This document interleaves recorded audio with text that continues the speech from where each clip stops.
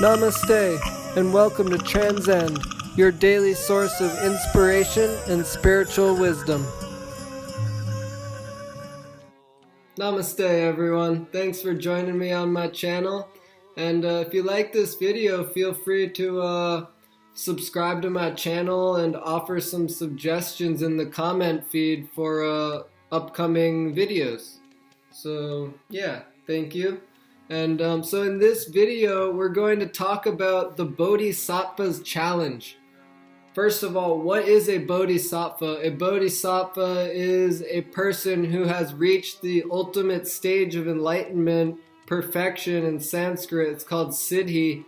And that person has kept themselves within the material world. They, by their own compassionate desire, they have given themselves to the conditioned living entities to help them in their upliftment and ascension to the divine realm of Brahman or enlightenment.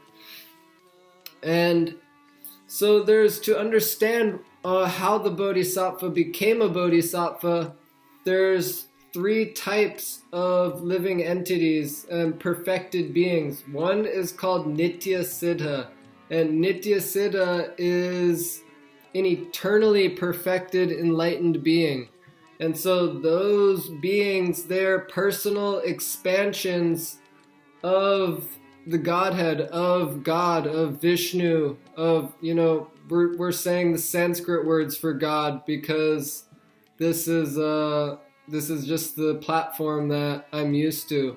And so although God has unlimited names and forms, but we'll just say Vishnu, Krishna.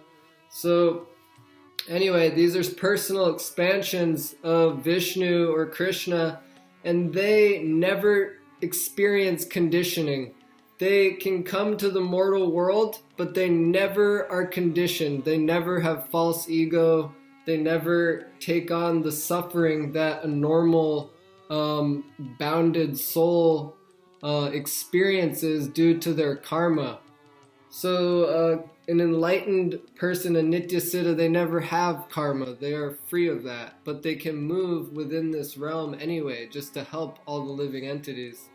Second type is Sadhana Siddha, which means a perfected, realized, enlightened master who has come to that stage by their intense spiritual practice.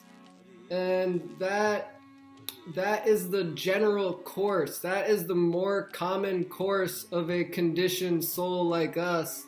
They engage in sadhana, which means spiritual practice. And so by doing that, one attains perfection, sadhya, eventually. And the third type is called Kripa Siddha, which means a perfected soul who has attained a unimaginably fortunate position of mercy.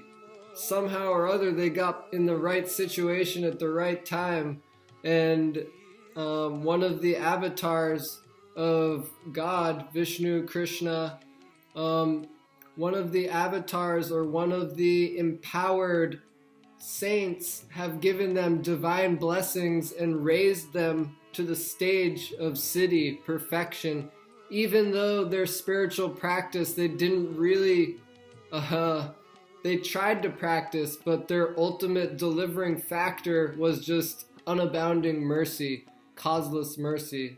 And that point is, it's very rare. And the general, as I said before, the general most common average perfection, although perfection isn't average at all, it's extremely rare. Enlightenment is very rare, but most living entities that attain enlightenment, they attain it through the sadhana platform, not through the mercy platform, although mercy also is involved in the sadhana platform, of course. There's no disconnection between mercy and sadhana, spiritual practice, but the Kripa path is characterized as a just unimaginably powerful dowsing of mercy that elevates one immediately, no matter what stage of practice they're at. And so the Bodhisattva could technically be any three of these types of living entities. It's most common that the Bodhisattva is of the first category, of the Nitya Siddha category, and they have this, there's also another word for, because I got a little, I'm trying to figure out the right wordings for you guys. Basically, there's a term in Sanskrit called Shaktiya Vesh Avatar, which means an empowered saintly person that comes to this world for a certain purpose and a certain teaching, and they're directly under the guidance of God within the heart. And so the Bodhisattva, they are more likely than not in the category of Nitya Siddha. Mostly they're in that category. There may be a few that are outside of that category, but they tend to be in that category because mainly someone who is in this world for eternity, they are actually, see, God or Vishnu, Krishna, prefers for his enlightened living entities to be in the realm of divine love and bliss and not to be here. So Krishna, he personally takes the position of the teacher in this world. And most of the time that's what happens, because he prefers to just do it himself instead of having a one of his dear associates do it, which is a little painful for him, because he just wants his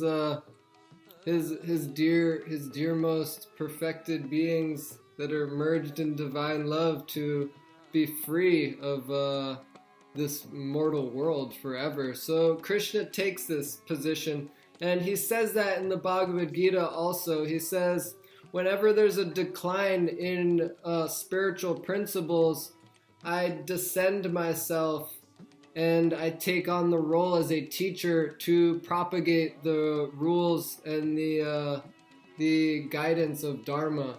And so Krishna himself states that he normally takes this position as the world or universal teacher, and that person can stay within the material world for eternity, really. And it wouldn't really affect Vishnu or Krishna. It wouldn't affect the divine personalities, because that being a direct expansion of Vishnu, they operate on a little different category. And so the enlightened soul that is of a human origin, is of a conditioned origin, the Bodhisattva that comes in that category is extremely rare, and the idea of a Bodhisattva is a little misunderstood, because the Bodhisattva acts according to the guidance that they receive in their own heart. And so if that means staying in the material world to teach a message for a few thousand years, for a few million years, for however long, for a few decades, there's no difference. One enlightened being is not better than another enlightened being. Whether they're in this world or a different world or the spiritual domain and not in any material world at all, they're on the exact same platform, perfection. There's, when someone reaches enlightenment, one enlightened master is not better than another. And so that's an important point to consider and to understand. And the Bodhisattva, they mainly are here just to inspire the living entities. And so as long as there's a channel of inspiration in the world, then the Bodhisattva energy typically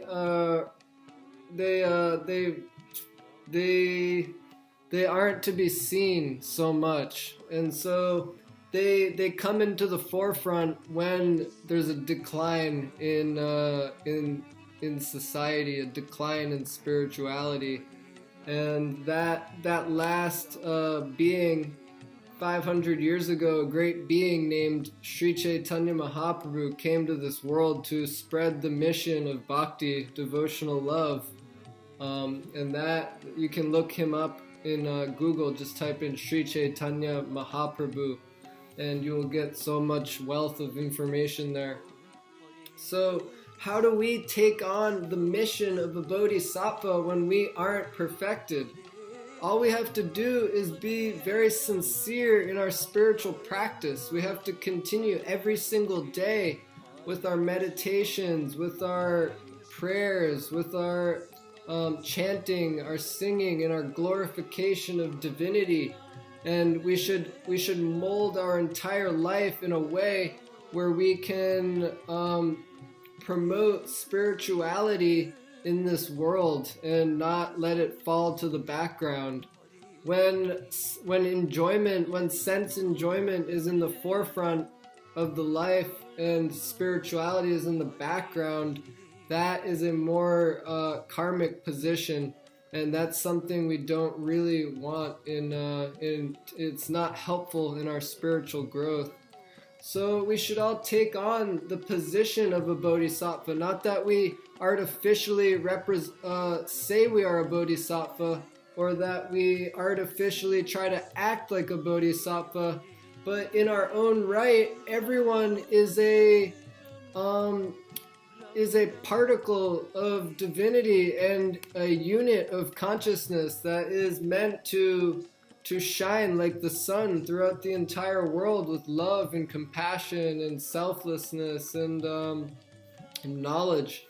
And so by our own practice, we are doing, by making ourselves very sincere and genuine and steadfast, that is the best thing that a living entity can do. They can also help inspire others, but the main importance is to help ourselves.